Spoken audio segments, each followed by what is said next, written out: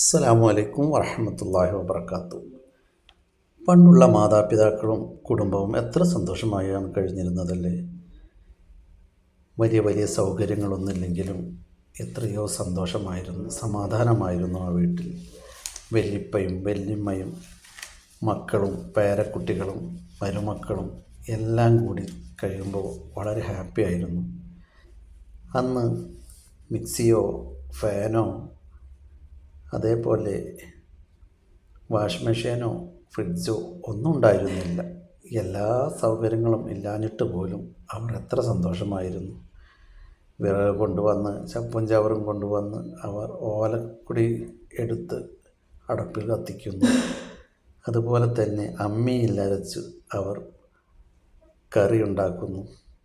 എത്ര ടേസ്റ്റായിരുന്നു അത്.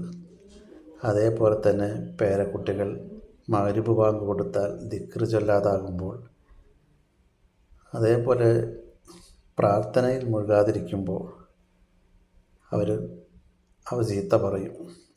ഇതെല്ലാം കണ്ട് ചെറുപ്പക്കാരായ മാതാപിതാക്കൾക്ക് തോന്നും, നമ്മുടെ മക്കൾക്കും നമുക്കും ഇവിടെ ഇത്തിരി സുഖക്കുറവാണെന്ന്. പലരും അക്കാരണത്താൽ മാറി താമസിക്കും.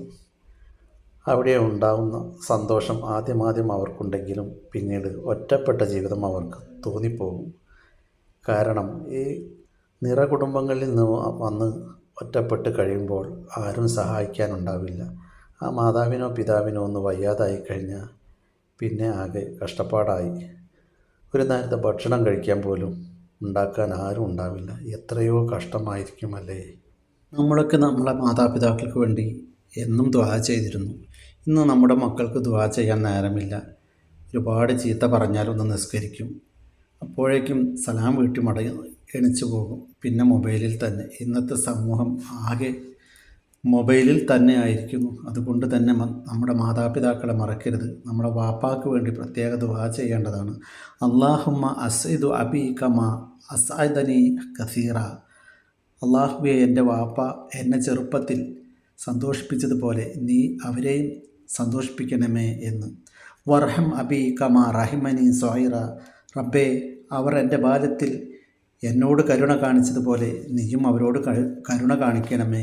അല്ലാഹുമ്മ ജഅൽ ഫീ ഖൽബിഹി നൂറ. അല്ലാഹുവേ, അവരുടെ ഹൃദയത്തിൽ നീ പ്രകാശമേകണമേ. വഫി ഹയാത്തിഹി നൂറ.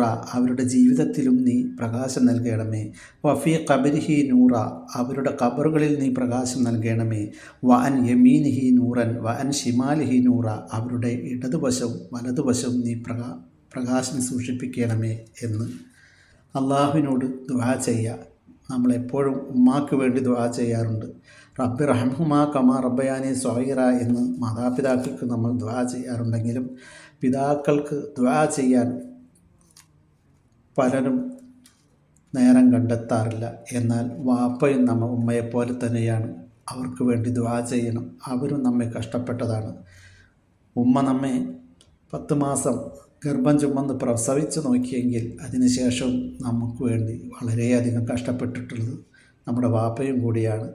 വാപ്പ ജോലിക്ക് പോകാതെ ഇരുന്നാൽ നമുക്ക് ഭക്ഷണമോ വസ്ത്രമോ ചികിത്സയോ ഒന്നും ഉണ്ടാവില്ല.